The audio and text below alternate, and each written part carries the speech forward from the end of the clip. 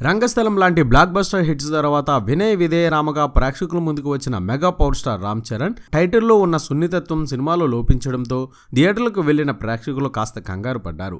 Action సినిమాల దర్శకుడిగా పేరు సంపాదించిన బోయపాటి శ్రీను తన గత సినిమాలకు మించిన హింస ఇందులో చూపించడంతో ఆయన అభిమానులు కూడా సినిమాని చూడడంలో కాస్త ఇబ్బంది పడ్డారు. ఇలా సంక్రాంతి కానుగా విడుదలైన ఫ్లాప్ టాక్ తెచ్చుకున్న వినయ విధేయ రామ చిత్రం తొలి రోజు ఏకంగా ప్రపంచవ్యాప్తంగా 40 కోట్లు సాధించి సరికొత్త రికార్డును నమోదు చేసింది. అంతకు మించిన షాక్ ఏంటి అంటే ఈ సినిమా రెండో వారంలో కూడా స్టడీగా కలెక్షన్లను రాబెడుతూ ట్రేడ్ పండితులను ఆశ్చర్యపరుస్తోంది. బోయపాటి భయపెట్టిన రామ్ చరణ్ నటనే ప్రేక్షకులను థియేటర్లకు రప్పిస్తుందని అభిమానులు చెబుతున్నారు. ఈ సినిమా 11 రోజుల్లో తెలుగు రాష్ట్రాల్లో 50 కోట్ల షేర్, ప్రపంచవ్యాప్తంగా 60 కోట్ల పైబడి షేర్ను రాబెట్టి ట్రేడ్ నిపుణులను ఆశ్చర్యపరిచింది.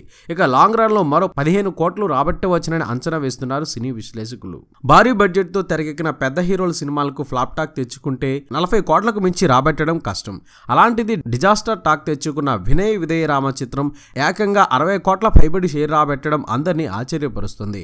90 కోట్ల ప్రీ రిలీజ్ బిజినెస్ జరిగిన వినయ విధేయ రామ చిత్రం 50 కోట్లు రాబట్టడమే గగనమని, దీంతో డిస్ట్రిబ్యూటర్లకు భారీ నష్టాలు తప్పవని అనుకున్నారు. కానీ రామ్ చరణ్ వారికి కాస్త ఉపశమనం ఇచ్చాడు.